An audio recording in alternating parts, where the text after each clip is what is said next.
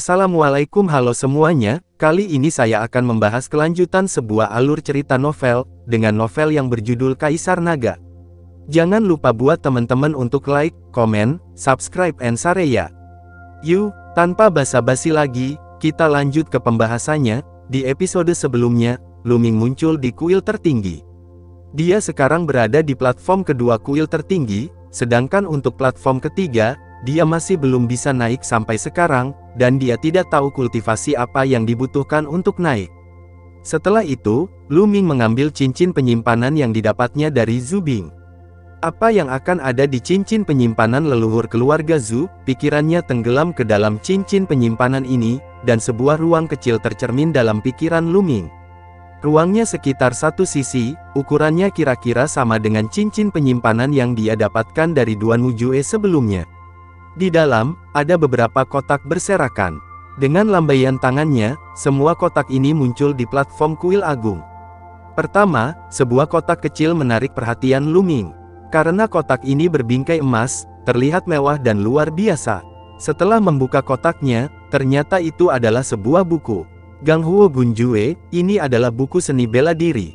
Lu Ming mau tidak mau memikirkan teknik tombak yang digunakan Zhu Bing sebelumnya. Bukankah itu disebut Gang Huo Gunjue? Dia masih ingat kekuatan taktik senjata itu.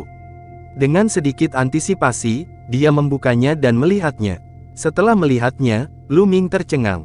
Keterampilan bela diri yang misterius. Formula senjata ini sebenarnya adalah keterampilan bela diri yang misterius. Seni bela diri tingkat rendah tingkat misterius, Gang Huo Spear Jue. Tidak heran itu sangat kuat, itu sebenarnya keterampilan bela diri yang misterius. Sudah selesai sekarang, ucap Lu Ming sangat gembira. Keterampilan bela diri tingkat misterius jauh lebih berharga daripada keterampilan bela diri tingkat kuning. Lu Ming tidak sabar untuk melihat-lihat halaman, semakin banyak dia membaca, semakin terkejut dia. Ini sangat kuat, seni bela diri tingkat Huang tidak ada bandingannya sama sekali, satu langit dan satu bumi, sehingga Zhu Bing mungkin hanya mencapai tingkat kultivasi pertama, hanya sekilas pintu, gumam Lu Ming pada dirinya sendiri. Secara umum, selama seseorang dapat mengembangkan keterampilan bela diri tingkat Suan tingkat rendah ke tingkat pertama, kekuatannya dapat dibandingkan dengan tingkat ke-6 dari keterampilan bela diri tingkat tinggi Huang. Tingkat pertama dapat dibandingkan dengan tingkat ke-6 dari keterampilan bela diri tingkat atas Huang. Bisa dibayangkan betapa kuatnya keterampilan bela diri tingkat misterius itu. Tetapi dengan cara yang sama, tingkat kesulitan kultivasi seni bela diri tingkat Suan tidak diketahui berapa kali lebih sulit daripada seni bela diri tingkat Huang, sulit bagi seniman bela diri biasa untuk berlatih dengan sukses. Kecuali itu jenius. Setelah kerja keras selama puluhan tahun, Zhu Bing baru berhasil mencapai level pertama. Seni bela diri tingkat misterius, jika Anda menukarnya di aula perpustakaan Suanyuan Jianzong, Anda tidak tahu berapa banyak poin kontribusi yang Anda butuhkan. Sayangnya, ini adalah buku tentang keahlian menembak, dan saya seorang pendekar pedang, jadi saya tidak bisa berlatihlah, ucap Lu Ming menghela nafas dalam hati. Tunggu. Mata Lu Ming tenggelam, lalu menjadi cerah, dan dia berbisik, siapa yang menetapkan bahwa saya harus berlatih pedang? Keterampilan pertarungan naga yang saya latih, yang saya kembangkan adalah energi sejati berbentuk naga, dan tombaknya seperti naga.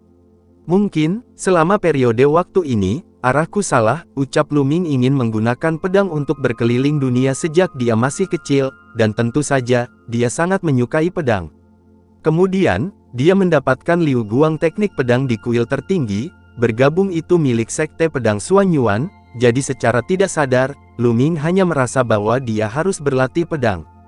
Namun selama kurun waktu tersebut, ilmu pedang Liu Guang telah tertahan di tingkat kelima, dan sulit untuk menembus tingkat ke-6, kesatuan manusia dan kekuatan. Awalnya, dia mengira itu hanya karena kurang panas, selama dia berlatih dengan rajin, dia pasti bisa menerobos.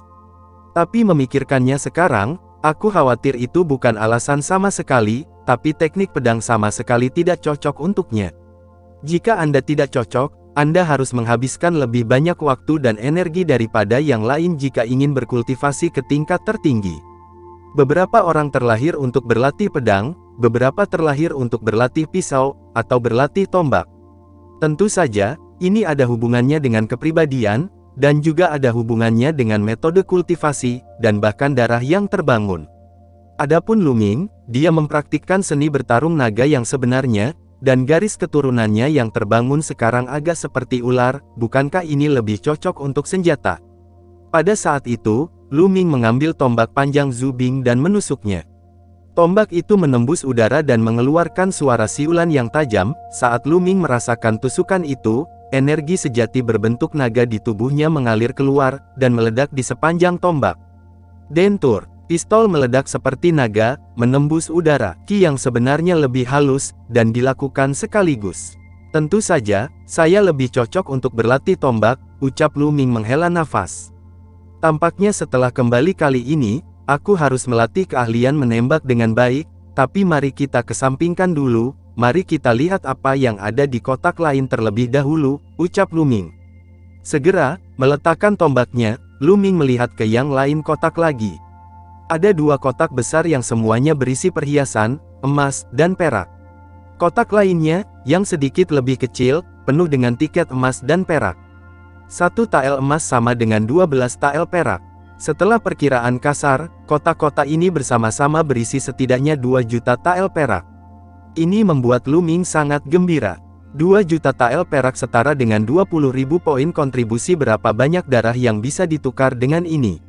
Ini tidak dianggap sebagai seni bela diri yang misterius. Bagaimana dengan Gang Huo Spear Jue? Kali ini tidak sia-sia.